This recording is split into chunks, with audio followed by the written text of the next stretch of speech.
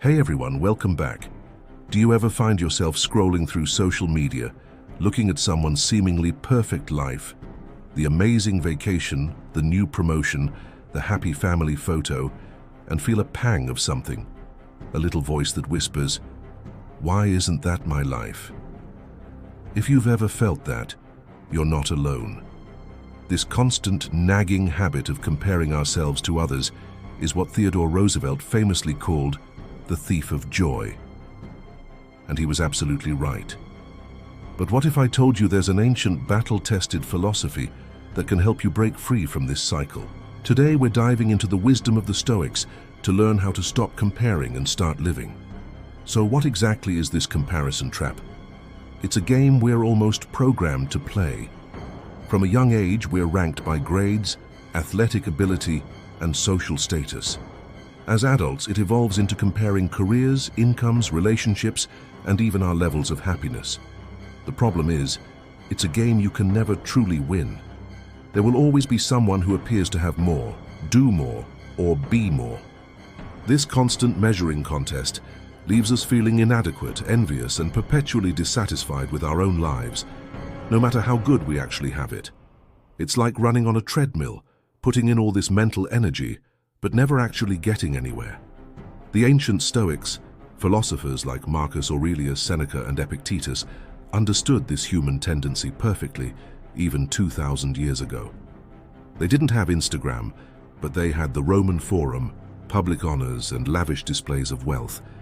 They saw how envy and social competition could poison a person's soul. Their solution wasn't to become the best or to beat everyone else. Instead, their solution was radical.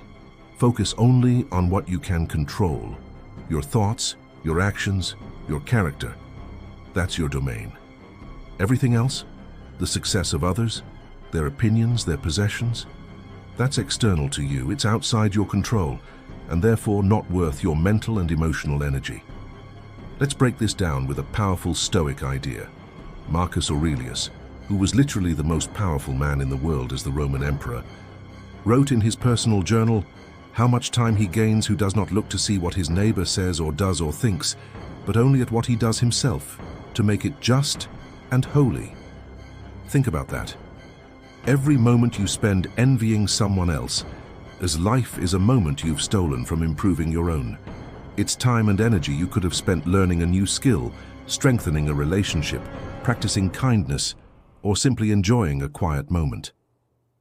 The Stoics teach us that our primary duty is to ourselves, to cultivate our own virtue and live in accordance with our own nature. Your neighbor's path is theirs to walk. You have your own. So how do we practically apply this? The first step is to practice self-awareness. When you feel that familiar pang of envy, don't just let it wash over you. Stop. Acknowledge the feeling.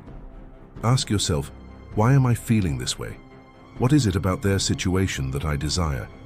Often you'll find it's not the specific thing itself, the fancy car or the exotic trip, but the feeling you believe it represents, freedom, recognition, or happiness.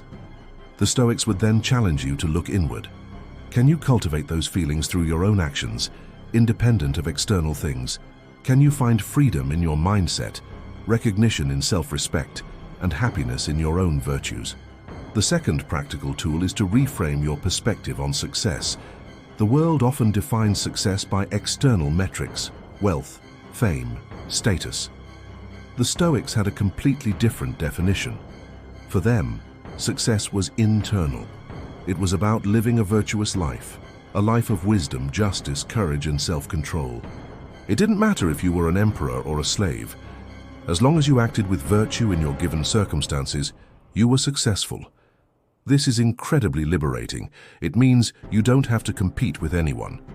Your success isn't measured against theirs. Your only competition is with your past self. The only question you need to ask is, am I a better, more virtuous person today than I was yesterday? Another key Stoic practice is what's called amor fati, which is Latin for love of fate. It's the practice of not just accepting, but embracing everything that happens in your life. This includes your unique circumstances, your strengths, and yes, your weaknesses. Your life is your own unique story. Comparing it to someone else's is like being disappointed that your apple isn't an orange. They are fundamentally different, and both have their own value. Instead of wishing for someone else's life, Amor Fati encourages you to fall in love with your own. See its challenges as opportunities for growth and its joys as gifts to be cherished. This mindset shifts your focus from what you lack to what you have, fostering a deep sense of gratitude. Let's talk about the highlight reel effect of modern life, especially on social media. We are constantly seeing the curated best-of moments from everyone else's lives. We're comparing our behind-the-scenes struggles to their public victories. Seneca wisely said, "We suffer more often in imagination than in reality." When you see a perfect photo, your imagination fills in the blanks, creating a narrative of a perfect, effortless life. But that's all it is, a story you're telling yourself. You don't see the hard work, the failures, the doubts, and the messy realities that exist for everyone. A Stoic approach is to practice a kind of objective realism. When you see someone's success, simply acknowledge it as a fact. They have achieved this. Don't add the judgmental layer, and therefore, my life is less. Separate the external event from your internal judgment about it. To make this even more concrete, try this exercise for a week. Start a journal. But instead of just writing about your day, focus on what the Stoics called the things up to us. At the end of each day, write down one thing you did that you are proud of, an act of kindness, a moment of self-discipline, a challenge you faced with courage. Don't write about what you achieved in the eyes of the world, but what you achieved in the realm of your own character. Did you choose patience instead of anger when you were stuck in traffic? Did you focus on your work instead of getting distracted? Did you offer a kind word to someone? This simple practice shifts your entire validation system from external to internal. You start seeking your own approval, not the approval of others. You become your own benchmark for success. Furthermore, let's re-evaluate our relationship with competition. The Stoics weren't against ambition. They were against misplaced ambition. Instead of trying to be better than others, they urged us to be better for others. Use the success of others not as a reason for envy, but as a source of inspiration.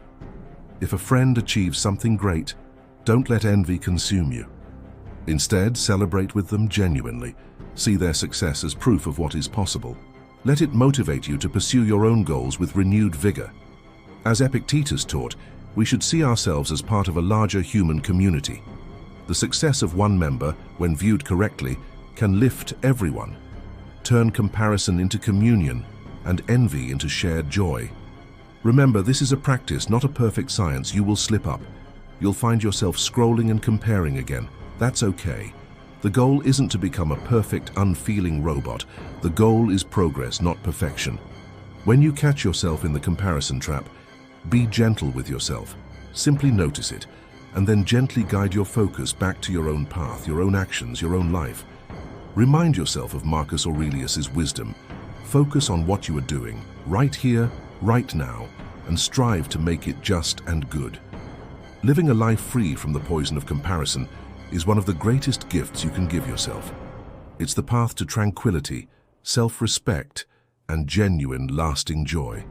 It allows you to run your own race, at your own pace, on your own terms. Your journey is unique, and it is valuable precisely because it is yours. The Stoics have given us the map. All we have to do is choose to follow it. Stop looking over your shoulder at what everyone else is doing. Look ahead at the path you are paving for yourself and walk it with virtue, with gratitude, and with joy. Thank you so much for watching today. I hope this exploration of Stoic wisdom has given you some valuable tools to work with. If you found this helpful, please give the video a thumbs up and consider subscribing for more content on philosophy for modern life. I'd love to hear your thoughts in the comments below. What's one way you plan to stop comparing and start living? Thanks again, and I'll see you in the next one.